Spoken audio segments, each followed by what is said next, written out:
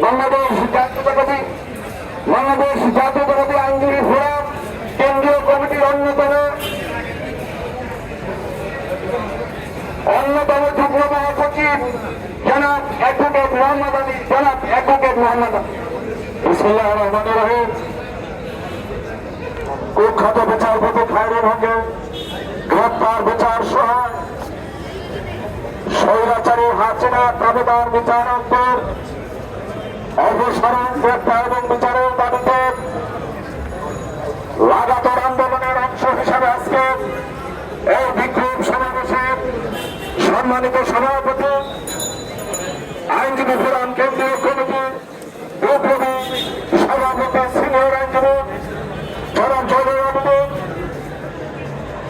প্রধান বক্তা আইনজীবী ফোরাম কেন্দ্রীয় কমিটি বিপ্লবী মহাসচিব আইন বিষয়ক সম্পাদক জনাব সরকার সরকার, আজকের সভার সভাপতি আইনজীবী ফোরাম সুপ্রিম কোর্ট ইউনিটের বিপ্লবী সভাপতি জনাব বাদল, সঞ্চালক গাজীপুর সহ সভাপতি আইনজীবী ভাই বোনেরা এবং যারা শুনছেন, আজকে অত্যন্ত দুঃখের সাথে বলতে হয় আমরা 15 বছর আন্দোলন করলাম, হাজারো মানুষের রক্তের বিনিময়ে এই স্বৈরাচারী শেখ হাসিনা পতন হলো। বাংলাদেশ ফ্যাসিবাদ মুক্ত হলেও ফ্যাসিবাদ মুক্ত হলো না। আজকে ফ্যাসিবাদের যারা দোষর তাদের অন্যতম বিচারপতি খায়রুল হক, যে তার রায়ের মাধ্যমে তত্ত্বাবধায়ক সরকার ব্যবস্থা বাতিল করে দিয়ে হাসিনাকে এক নায়ক স্বৈরাচারী সরকার হতে সহযোগিতা করেছিল, যে রায়ের মাধ্যমে বাংলাদেশের গণতান্ত্রিক ব্যবস্থা হারিয়ে গিয়েছিল, ভোটের অধিকার হারিয়ে গিয়েছিল, বাংলাদেশে করার জগৎ পরিবেশ সৃষ্টি হয়েছিল। এখন পর্যন্ত খায়রুল হককে গ্রেফতার করা হয় নাই।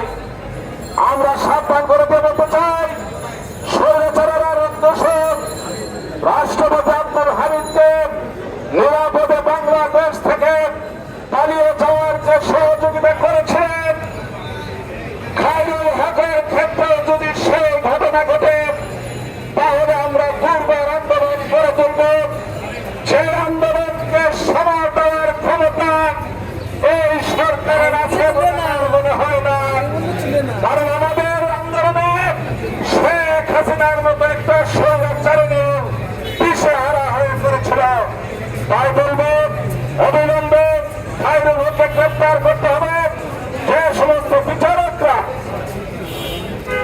বিনা বিচারে বিনা অন্যায় বিএনপির নেতা কর্মীদেরকে দিনের পর দিন রিমান্ডে পাঠিয়েছিল, যারা বিএনপির নেতা কর্মীদেরকে বিনা সাক্ষীতে সাজা দিয়েছিল, সেই সমস্ত অবস্থানে আদালতের বিচারকদের অপসারণ করতে হবে এবং তাদেরকে বিচারের মুখোমুখি করতে হবে। যে আন্দোলন চলছে